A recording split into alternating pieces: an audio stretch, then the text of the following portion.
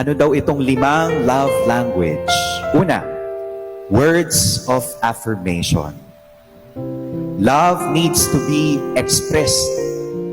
I think sa social media era ngayon, napaka-accessible. Diba? Pwede nating i-text message yung minamahal natin. Thank you. I'm sorry. I love you. I appreciate you. Words of affirmation. Ikalawa, quality time. No? Time is the ultimate currency in any relationship. Ika nga. It's not just about having time, but making time. True love, you're willing to spend time. You're willing to waste time for the beloved. Ikatlong love language, gifts. Regalo. Yung regalo daw, yan yung physical, visual manifestation na representation ng ating minamahal. Love needs to be given, to be received, and to be reciprocated. Ang isang tunay na nagmamahal, marunong magbigay, marunong ring tumanggap. Ika-4, actions, acts.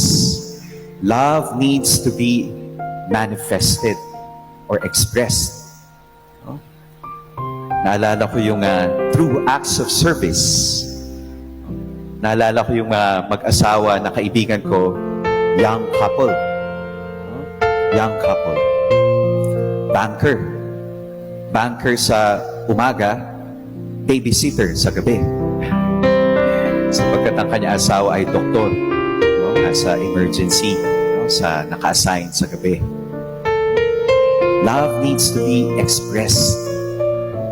Give and take. And final love language is physical touch. Sabi nga nila, touch, it is the first language. It is the last language. Hindi ba sa ICU, yung mga namamatay na, kaya mo yan. Kaya namin to. Go ka na. It is the ultimate language, touch.